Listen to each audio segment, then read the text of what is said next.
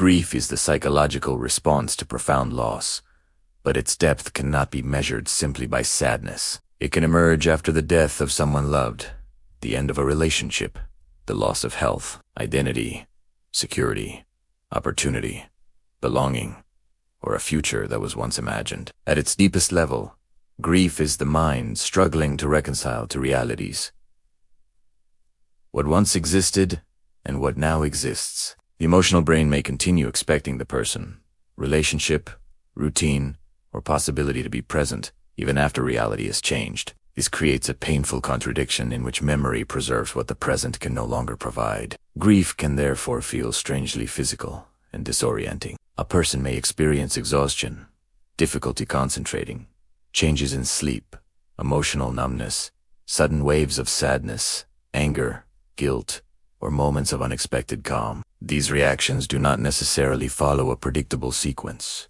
Grief can disappear temporarily and then return with extraordinary intensity. Because ordinary places, dates, sounds, smells, photographs, or routines can reactivate emotional memories. The mind is not simply remembering an event.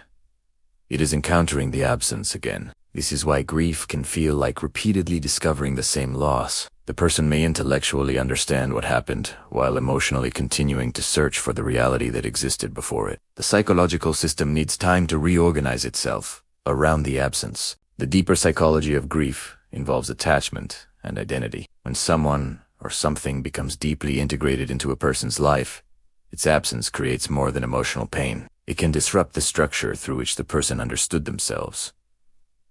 A partner's absence may change the meaning of home. The loss of a career may alter identity and purpose. The death of someone important may remove not only a relationship but also an imagined future filled with experiences that will now never happen. This is why grief includes mourning both what was lost and what will never be. Attempts to suppress grief can sometimes prolong emotional processing because the mind continues carrying an experience that has not been fully acknowledged. Healing does not mean forgetting, replacing, or proving that the loss no longer matters. It means gradually learning how to carry the reality of the loss without being completely consumed by it. Memories can remain meaningful without requiring the past to return. Love can continue without requiring physical presence. A person can rebuild a life without betraying what was lost. Grief also challenges the belief that healing means reaching a final point where pain completely disappears. In many forms of loss, adaptation is more realistic than erasure. The intensity changes, the relationship to the memory changes,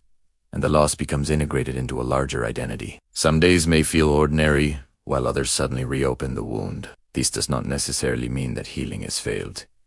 It means grief is not a straight path. The deepest transformation occurs when the person stops measuring recovery by how little they miss what was lost and begins recognizing their ability to continue living while carrying that love and memory. Grief is painful precisely because something mattered. Its presence can be evidence of attachment rather than weakness. Eventually, the loss may become less like an open wound and more like a permanent part of the personal landscape. It remains part of the story without having to become the entire story.